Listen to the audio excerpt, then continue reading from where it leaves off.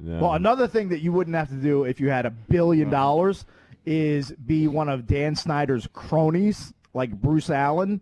And, I mean, it seems like every other day there's a story coming out about Dan Snyder, and they're usually negative. And this was published by Mike Jones from the USA Today yesterday. And the story was actually broken by, I think it was the Richmond Times-Dispatch came up with the story that Dan Snyder filed a request in federal court for permission for his attorneys to search the communications of Bruce Allen because he believes he's played a major role in the negative stories that have been circulating about him over the past few years.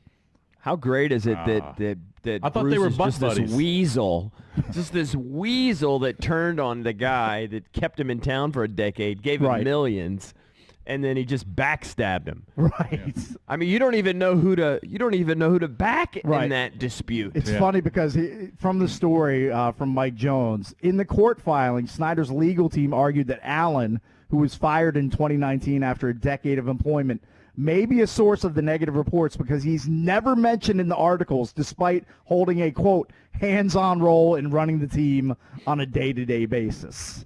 Right, because he was the sauce. Well, how can they legally get into the communications of Bruce Allen to find out if he's the one leaking it? Well, I guess if you think that you've been slandered or whatever, and wrongfully, maybe you can then subpoena the records. I guess they can request. Somehow they know that he was on the phone with these donks for hours. The lawyers and the partners. But it appears, and believe me, I'm not really paying attention to this story, but it appears, right, that Bruce was siding with the minority investors, and they were trying to, engage in a coup to get rid of. And here's the thing: Bruce sucks so bad.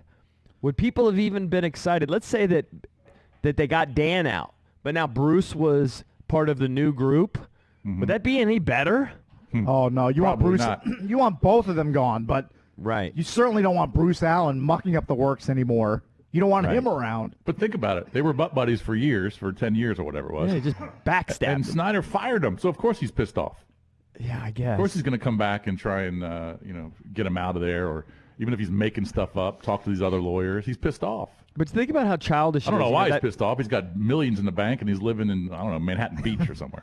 Think about that video that went viral, a year or so ago. Somebody, I think it was Mike or somebody, put it back out there of those guys walking past each other in the bowels of the stadium. I think it was in Texas, in Dallas. It was Dallas, yeah.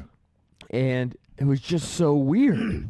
Walking away from each other. They just walked right. I mean, Bruce just walked right past Dan and his bodyguards. Right. Dan Snyder, at this point, probably hopes that Bruce Allen's fancy new California mansion burns to the ground. Now, not with people in it, not with people, not that anybody dies, but he just wants like a kerosene heater to tip over. Like, I'm sure he would have a kerosene heater. He would want a fire to start and there to be nothing but burning embers at the end of it, of his house.